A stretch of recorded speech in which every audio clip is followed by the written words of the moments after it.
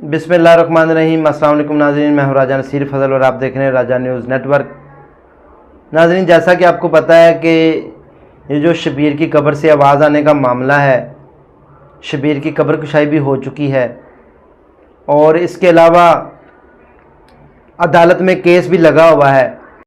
नाज़रीन, आप ये देख सकते हैं, ये मेरी मुश्ताक ठेकेदार से अब हालिया रिसेंट गुफ्तगू हुई है।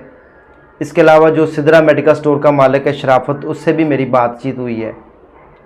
इन दोनों बंदों को थ्रेट किया जा रहा है, डराया जा रहा है, यानी कि इनको परेशान किया जा रहा है। चंद लोग मफाद प्रस्त जिन्होंने अपने दिल में किना बुग़्ज़ रखा हुआ है, हालांकि ये सारा मामला अब अदालत में लगा हुआ है तो हमें इसके ऊपर बहस करनी बनती नहीं।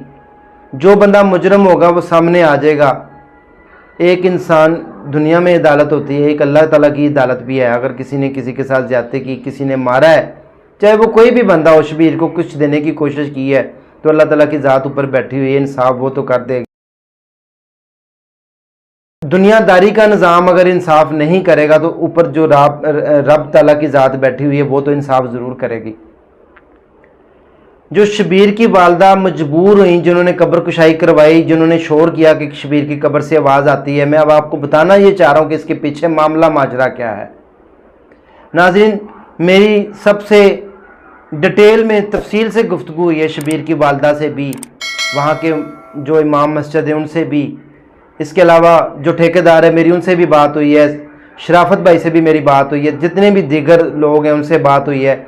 हमारे सामने कब्र कुशाई भी की गई, मजिस्ट्रेट की निगरानी में सारा काम हुआ है, वहाँ पर मौजूद थे पुलिस के दीगर बालाओ काम भी। असल में मामला यह है कि शबीर जो है वो कुदरती मौत से मरा है। अगर खुदा ना खासा बीच में कोई भी चीज़ ऐसी आड़े आ रही है या बीच में कोई ऐसा पर्दा है जो हमें नहीं पता चल रहा या आप लोगों को भी नहीं पता कि शबीर की जो डेथ है किस वजह से हुई, तो वो इंशाल्लाह पोस्टमार्टम की रिपोर्ट 1-2 दिन में आने वाली, मैं आपके साथ वो भी शेयर करूँगा। आप हमारे चैनल के साथ जुड़े रहें। लेकिन मैं आज आपको बताना ये चाह रहा हूँ कि शबीर की वालदा खामोश थी, उन्होंने सब्र शुक्र कर लिया था कि मेरा बेटा फोत हो गया, अल्लाह की रज़ा मान ली थी, उन्होंने दफना दिया था, सब्र कर लिया था। जो इंसान दुनिया में है उसने जाना भी है। उनके चंद हमसाए 3 से 4 लोग ऐसे हैं जिन्होंने उसकी वालदा को और उसके एक भाई जिसका नाम साहिल है, शबीर का भाई, उसके कान भरे, उनके कान में जहर घोला कि आपके बेटे को जहर दिया गया है, आपके बेटे को मारा गया है, आपके बेटे को ज्यादती की, आपके बेटे के पैसे खाने की कोशिश की गई है। ये सारा मामला उनके जहन में जब ये डाला गया तो ये सारा शोशा वहाँ से निकला कि शबीर की कब्र से आवाज़ें आती हैं, शबीर कब्र में ज़िंदा है, उसकी कब्र कुशाई कीजिए। ये सारा ड्रामा उन 3-4 लोगों ने जो जहाँ पे शबीर की वालदा रहती है, उनके जो हमसाए हैं, उन्होंने ये रचाया है। नाज़रीन, मेरी रोज़ाना इस टॉपिक के ऊपर डिस्कस होती है, बात होती है, मेरी सबसे डिस्कशन भी होती है, वहाँ के रिहायशियों से भी मेरी बहुत ज़्यादा मुलाकात हुई है। हमने तफसीलन डाटा इकट्ठा किया है, तफसील ली है, डिटेल में बात की है आपके साथ। नाज़रीन, मैं इसलिए सारी बातें शेयर कर रहा हूँ, आपको पता होना चाहिए जो शबीर की कब्र से आवाज़ आती थी, मामला क्या था, माजरा क्या था, इसके पीछे क्या हक़ाइक़ छुपे हैं, सच्चाई क्या है, असल में इन सारी बातों के पीछे कौन मुलव्वस है। वो 3 लोग जो कि शबीर की वालदा को उकसा रहे हैं सारा काम करने के ऊपर, शबीर का जो भाई है साहिल, वो उकसा रहा है कि जी कब्र कुशाई कीजिए, सारा कुछ हो गया, उसके बावजूद वो जो है ना रोज़ाना कोई ना कोई उधर पंचायत बिठा के तो कोई ना कोई मामला उछालते रहते हैं।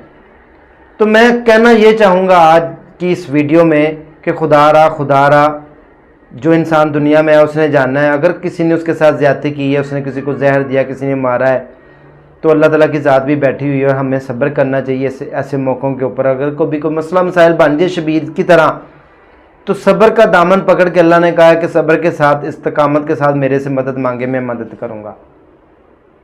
तो शबीर की वालदा से भी मैं गुजारिश करूँगा कि आप भी सब्र करें। इस मामले को आप अदालत में गए हुए हैं, आप पीछे से लोगों के पीछे ना लगें। अब जो हुआ सो हुआ। पहली बात तो यही गलती कि शबीर की कब्र कुशाई करवाई गई, इतने दिनों के बाद कब्र कुशाई नहीं करवानी चाहिए थी, क्योंकि शबीर कब्र में पहले दिन से जिन्ना हॉस्पिटल के डॉक्टरों ने कह दिया था कि वो ज़िंदा नहीं, अब इसकी डेथ हो चुकी है।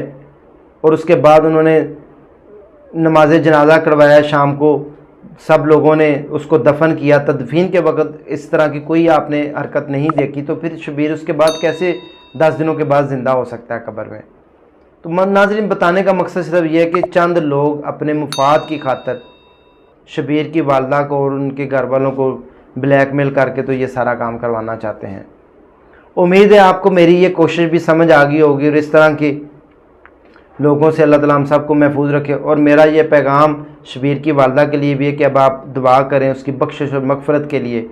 और अब आप जो कोर्ट की रिपोर्ट है इंशाल्लाह आएगी, आपके साथ शेयर करेंगे, उसके पॉइंट ऑफ व्यू से भी आप थोड़ा सा इंतज़ार करें। जैसे ही रिपोर्ट आएगी सबसे पहले हक़ाइक़ आपके सामने हम लेकर आएंगे।